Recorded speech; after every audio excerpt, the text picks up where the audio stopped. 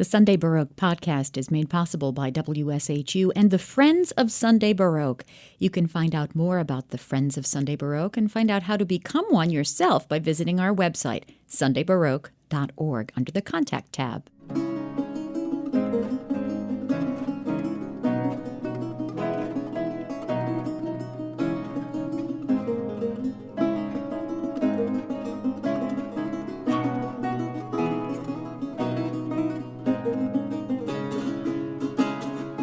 During the past year plus of the pandemic, when it was not possible for musicians to rehearse and perform together, many of them turned to other projects they could do.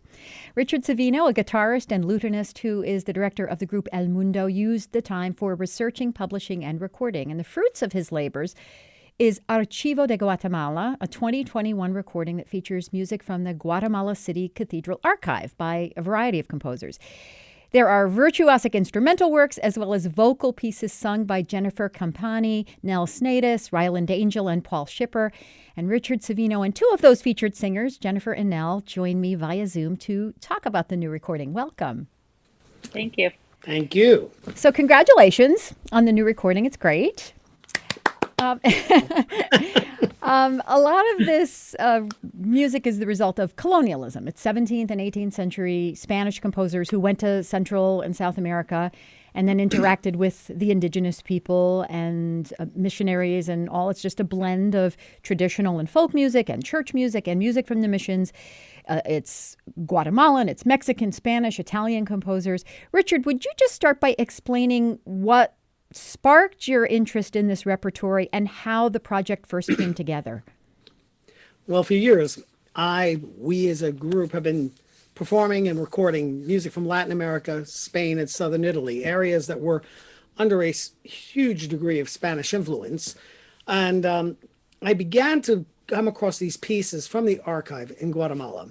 And I reached out to two of the most important researchers of that repertoire, Alfred Lemon in Louisiana and Dieter Lenhoff in Guatemala City. And through my contacts with them and prior modern publications, I was able to begin to comb through the archive and see what was contained wherein. It's a fascinating archive in that it's voluminous, it's gigantic. There are, I think, 20 volumes, 15 to 20 volumes that are each volume is very large. And it not only contains music by composers in diaspora from Western Europe, it also contains composers that are native-born Guatemalans, who are the two most represented on the recording, Manuel Quiros and Rafael Antonio Castellanos. And as you mentioned with regard to the sort of, for lack of a better word, multicultural aspect to it, that's a bit of a thorny issue these days because one could be accused of some kind of cultural appropriation, but I reject all those kinds of arguments. I just say, is the music, in the words of Duke Ellington, if it sounds good, it is good. Mm-hmm. And so much of it is good. Mm-hmm. And beyond the compositions by the indigenous composers, meaning native-born Guatemalans, they had a massive collection of Spanish compositions and some Italian compositions that are remarkable. So they had to have the forces to perform these. Mm-hmm. Mm-hmm. So what was specific to the Guatemala City Cathedral in particular what's the specific connection? Well, first of all, that's where they were housed. And Quiros and Castellanos were both the maestro di capelle at that cathedral. Mm-hmm. When there was a huge earthquake in what is now known as Antigua Guatemala occurred in the 1790s, they moved it to what is present day Guatemala City, but they kept the archive of music intact, and it kind of really does have limitations on it from the early 17th century to the 1790s. Now, there are other archives associated with the cathedral, but this was the archive that tweaked my interest because it has this wonderful kind of segue from a 17th century naive Spanish Latin style through that of a high Baroque mixed with a sort of folkloric element, and then a sort of prescient classical style. Mm-hmm. You really hear like early classical music in some of the works. Mm-hmm. But some of the pieces, like I'll point out a couple of pieces by my colleagues here, in particular, a cantata by Joseph Torres that Jenny sings has a virtuoso violin part that is absolutely magnificent in the third movement that Adam Lamont just shocked me with how he nailed it, especially after we hung out the night before. It's one of those things. Nell sings a beautiful Hakara by Sebastian Duron, a native Spanish composer, titled Vaya pues rompiendo el aire. Easy for you to say. Yes, it is.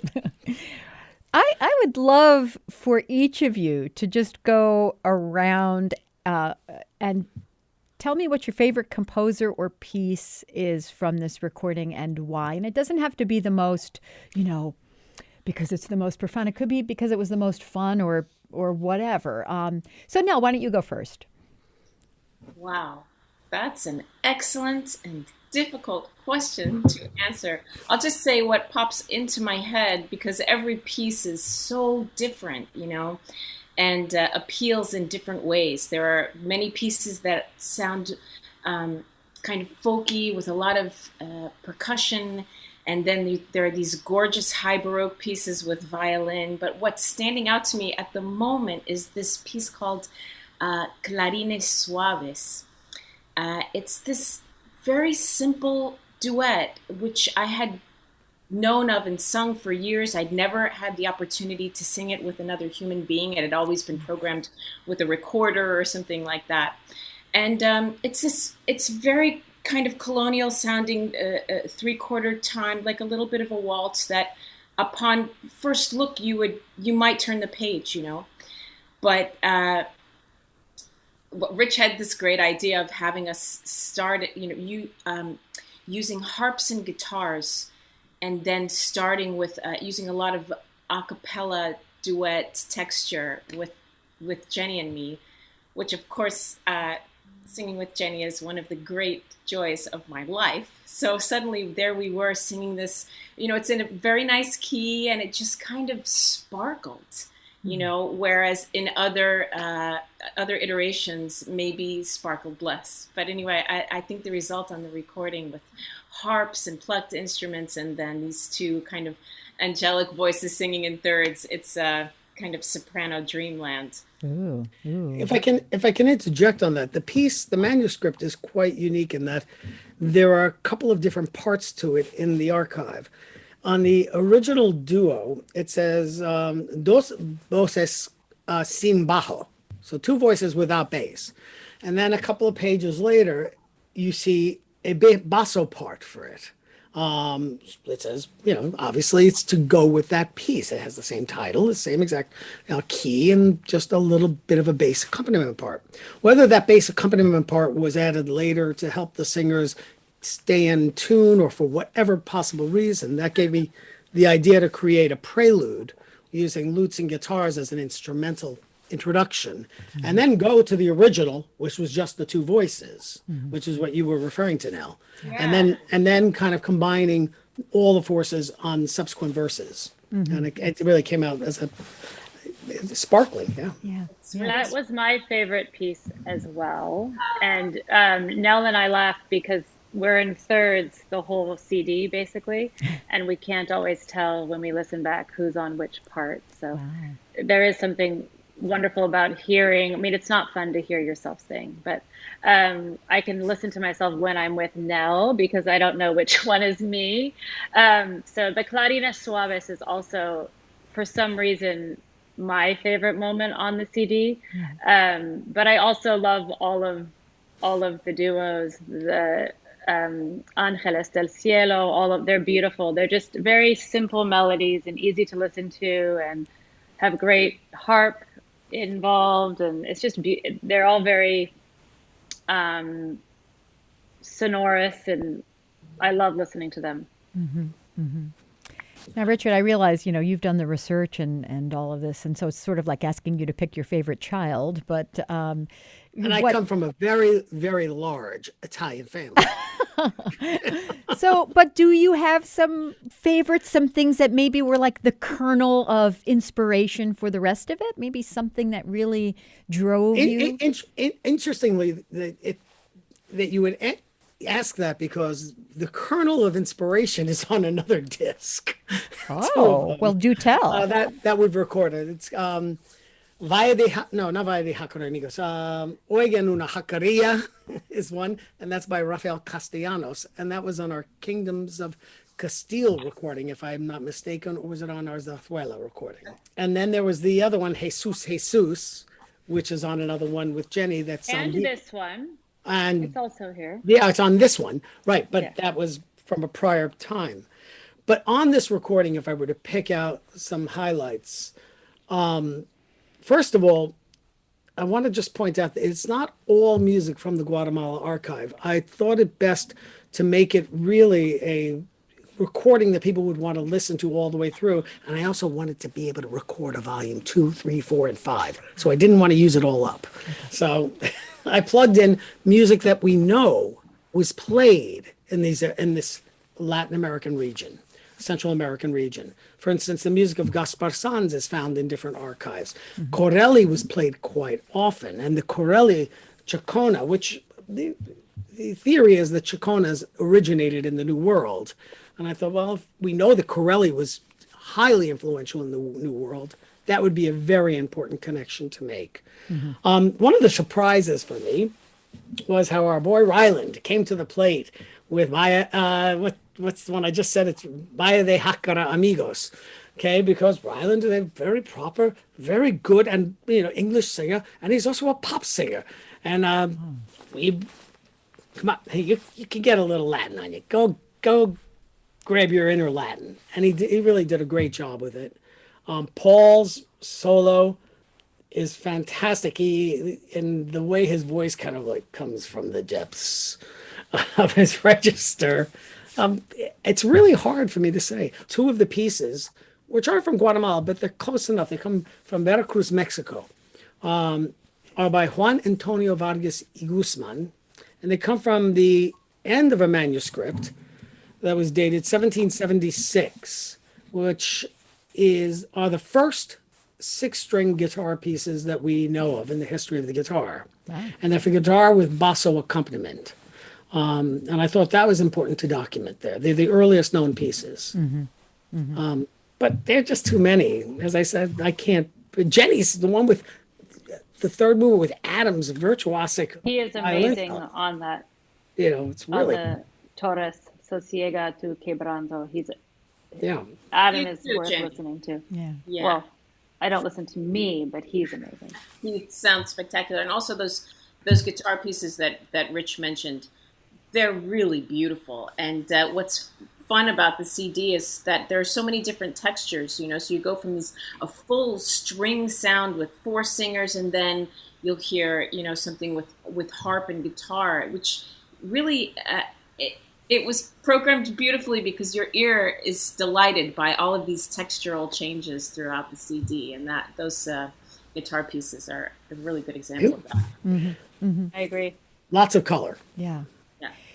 So some of these performances are world premiere recordings, and the music has, in some cases, only recently been rediscovered. So Nell and Jennifer, you're both experts in period music performance, but would you each talk about any special considerations or challenges in performing this repertory? Did its newness and unfamiliarity present any kind of special challenges or opportunities? Not unfamiliar to us at all, because this is all we do, or all. I've been singing with Rich for over 20 years, I think. And this is like a old friend. I mean, even if it's new, it feels like I've already sung it. None of it felt like a new challenge. And I don't know how you felt, Nell.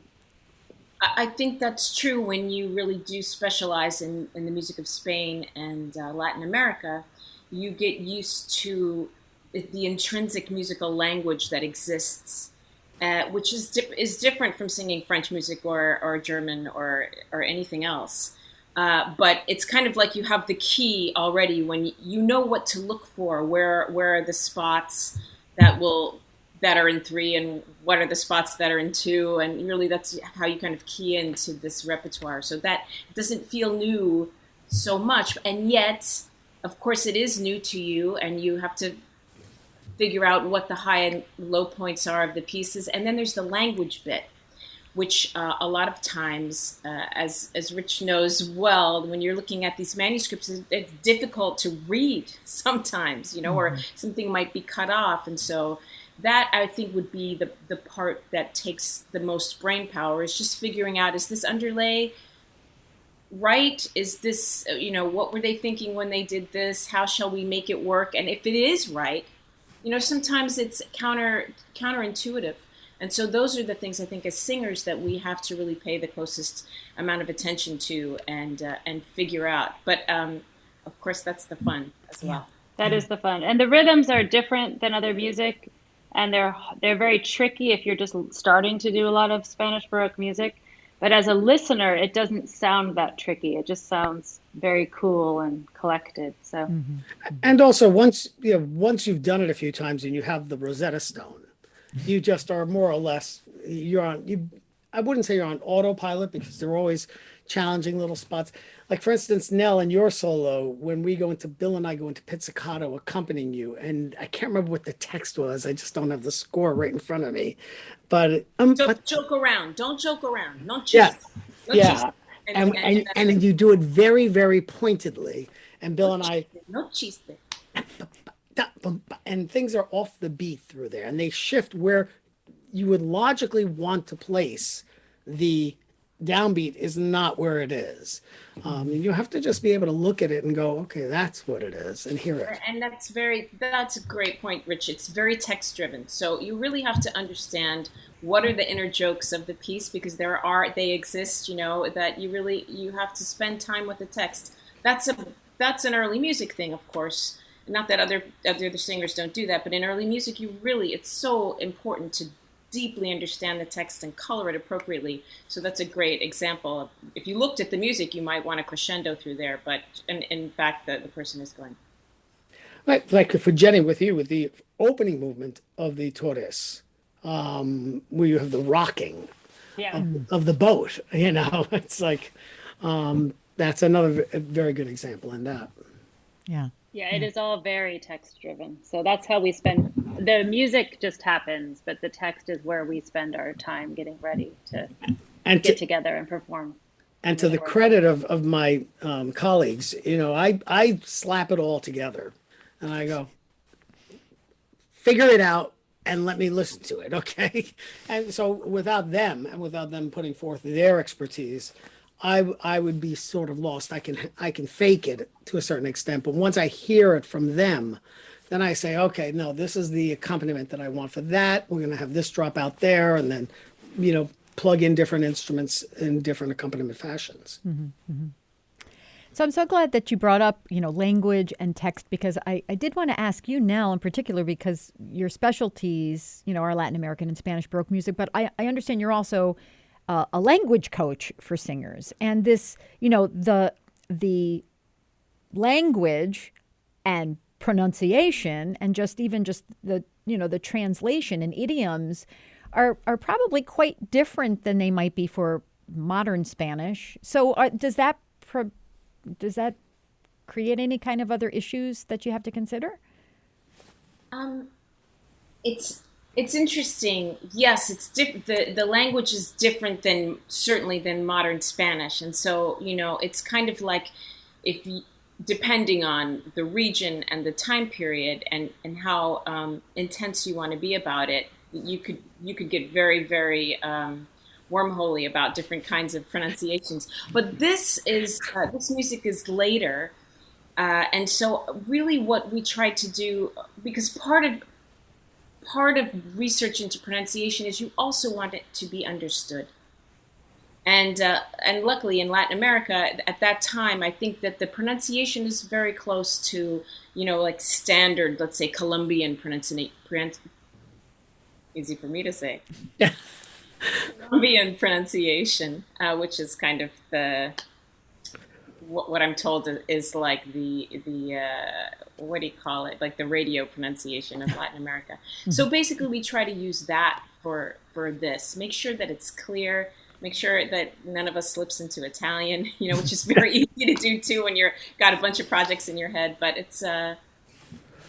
it's more straightforward, I think, this Latin American Baroque pronunciation. That's not talking about different dialects like, Negrilla or Quechua, different languages, actually. That's in a whole other ballpark. But And also, I think is very is close, which is good. one of the other things to add to what Nell just put forth is if you have a piece that's coming from Castilla, and it finds its way to Guatemala, how do you pronounce it? Do you use a Castilian accent that we consider modern day with, or even what we might assume was used in the 17th century with the theta, or not? We don't know the answer to My that. decision was no, not to go to Spain, but to actually make it really Do it as it would, right, as it would be done. But that's one of the considerations to be taken into Definitely. account. Yeah. Right, So- right. Totes.